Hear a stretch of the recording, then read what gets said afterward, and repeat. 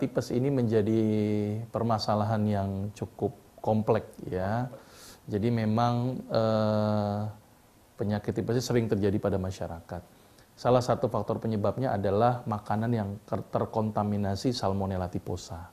Ya, Salmonella typhosa nama kumannya. Kemudian masuk ke dalam jaringan usus, kemudian berkembang di sana dan menyebabkan kerusakan di usus sehingga menyebabkan demam, terus penyerapan bermasalah.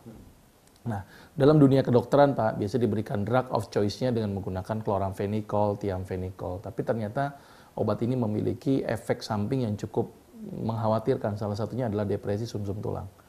Ya, kebenaran saya punya pasien yang mengkonsumsi terus-menerus yang namanya obat ini, akhirnya menyebabkan dia menjadi anemia berkepanjangan karena efeknya menjadi anemia aplastik. Itu salah satu efek samping daripada obat ini.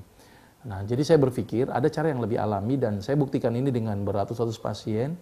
Ternyata dengan menggunakan salah satunya adalah cacing, madu, dan sabiloto. Cacing, madu, Maka itu kenapa orang yang cacingan, masyarakat di perkampungan yang sering cacingan, itu ternyata tidak kena tipes.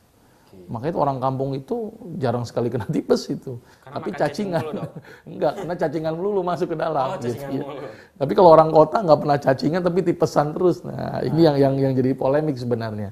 Nah, ternyata cacing ini mengandung sejenis enzim yang namanya enzim lumbrokinase yang ternyata berperan penting untuk bisa membunuh si bakteri itu.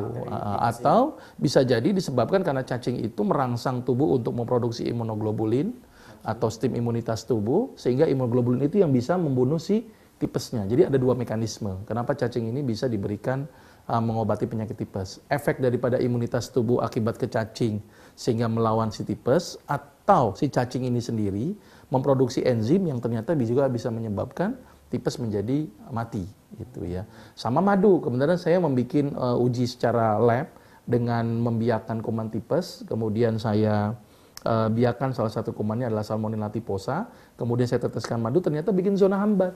Makanya saya menyarankan beberapa pasien-pasien saya konsumsinya cacing, kemudian madu 5 kali 2 sendok makan selama kurang lebih target saya 2 minggu sampai 1 bulan gitu ya.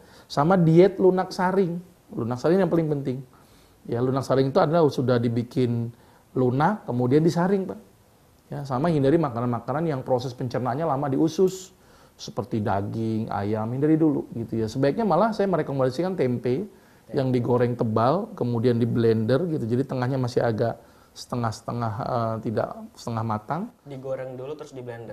Digoreng dulu terus kemudian di blender karena jamur ini juga ternyata bisa menghambat pertumbuhan kuman tipes. Jamur yang ada di tempe. Iya, betul. Terus kemudian bed rest total memang selama 1 sampai 2 minggu harus bed rest total gitu ya. Karena kalau tidak nanti kenapa perlu bed rest total? Karena penyerapan ususnya bermasalah. Jadi nutrisi yang masuk sedikit tapi aktivitas banyak ya tekor. Maka itu kenapa perlu pemberian asupan madu, itu cukup penting. 5 kali 2 sendok makan dalam air. Itu mungkin gambarannya.